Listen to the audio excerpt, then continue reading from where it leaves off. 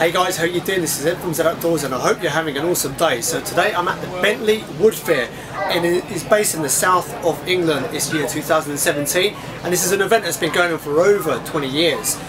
It's a fantastic event, all related to kind of woodworking, all aspects from green to season and also forestry work. Now I'm here and I'm actually at a stall. And what they do oak timber framing, so it's based on a traditional skill. And it's run by a gentleman called Chris. And he's actually doing something really cool in terms of how he makes his dowels to put into the joints that he does on his structures. And it's such a cool thing. Now if you've been watching any of my videos, you would have seen, obviously I'm building my structure at my base camp.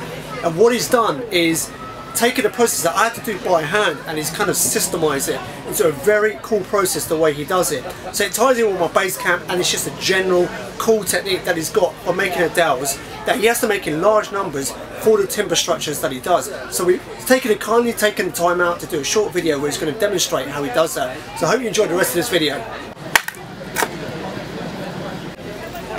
So here I'm with Chris from Sussex Oak Framers. How are you doing, Chris? Alright, thank you. Yeah, good, Ed. Good. I appreciate you taking the time to show this. That's okay. So obviously you're making these for the structures that you're building, is that correct? That's to kind right, of hold the joints together. There we go, that's what we're making. Our oak pegs. And this is what from seasoned oak, is it? No, this isn't seasoned, this is green, so this is fresh. Oh, this is fresh green, okay. Yeah, it's easier to use it that way, and then we dry them out afterwards. Ah, interesting. So we're making our pegs, which is basically just a large tree nail, which we'll put in our joints, which I'll show you in a minute, and that's what holds them together.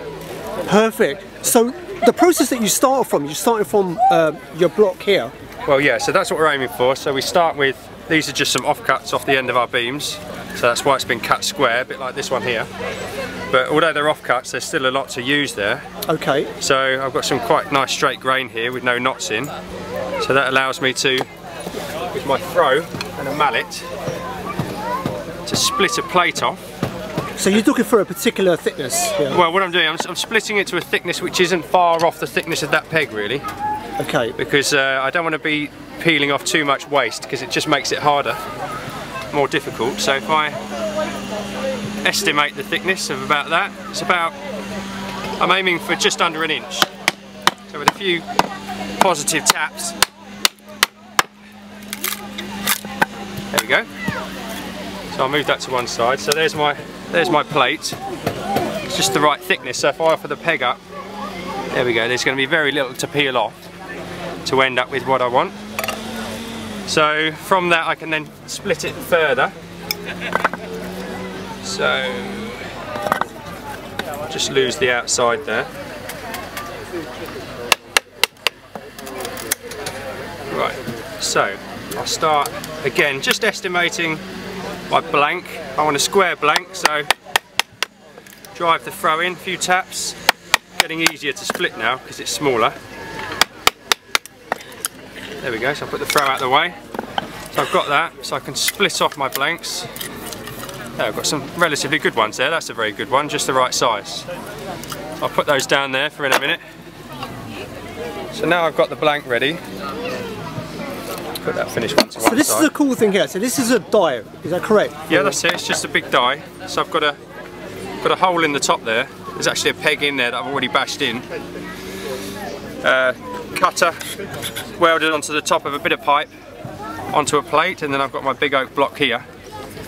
And I've actually drilled a hole in the middle of the block with an exit here for the pegs to drop through. So with my blank, I can just position it over the top. So there's the hole, and that's actually, these are 3/4 of an inch they're going to end up, so about 19 mil. So I can position that over the top, and then with again a few positive taps like that, it's going to start peeling the outside off. And a bit like peeling a banana, it's the bit inside that we want. So it's quite easy to tap through because it's green and because we've split it to just above the size we want it. Because we're following the grain, it's going to give us the strongest peg possible. But we need to guide it through, so I might need to tap it in a few different directions so that I don't really want to see the hole in the top of the cutter. Outside peeling away quite nicely. Good way of making kindling. So there we go, I tap it all the way in. There's the waste into the pile for the fire. And there's my peg, it's in there. So when I start my next one, so here's another blank. ready to go. So same thing, I'll just position it over the top, and then just down the front here, as I start this one, you'll see, there it is. So there's our finished peg, lovely and round, nice and smooth. That's quite a good one. Sometimes they might lose a side, but because the grain's quite good in this piece we're using, it's followed, and if you can see down it, it's got a very slight wind to it where it's followed the grain perfectly. So it's not dead straight, but it doesn't need to be. So from there we'll then put a point on it, because as we drive it into the joints, if anyone's still wondering what these are for, just down here we have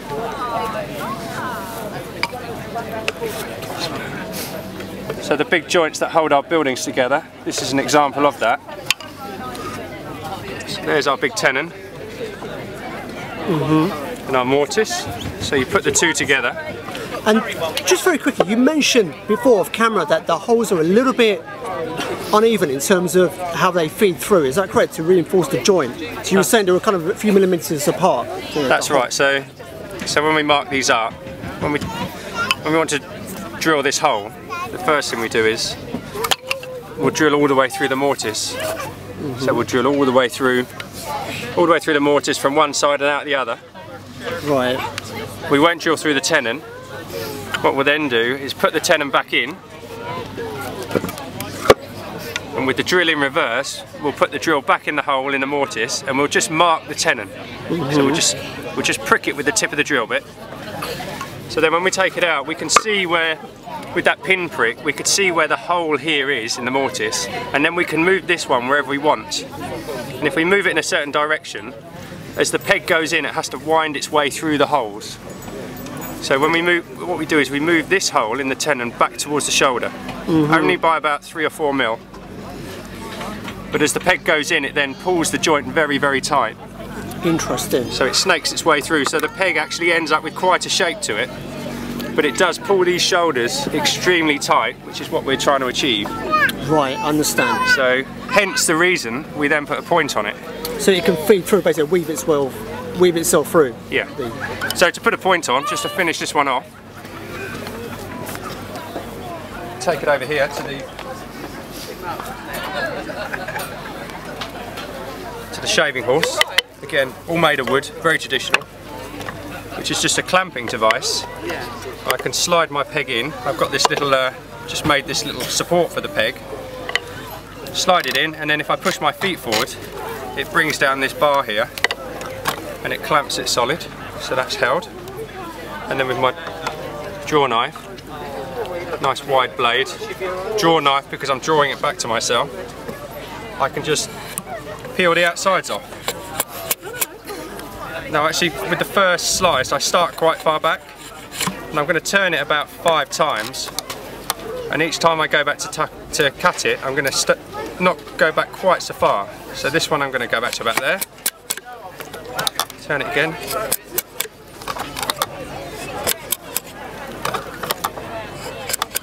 so I've got a decreasing taper to it, and then I'll just nip the tip off like that, just so it doesn't hit anything on its way through. So as we've got the offset in our peg hole, that will just snake its way through the holes and out the other side. Perfect, thank you. And that's it. And then we've just got the signpost up here where you can see the pegs in the joint. And that's what they're for. Simple, eh?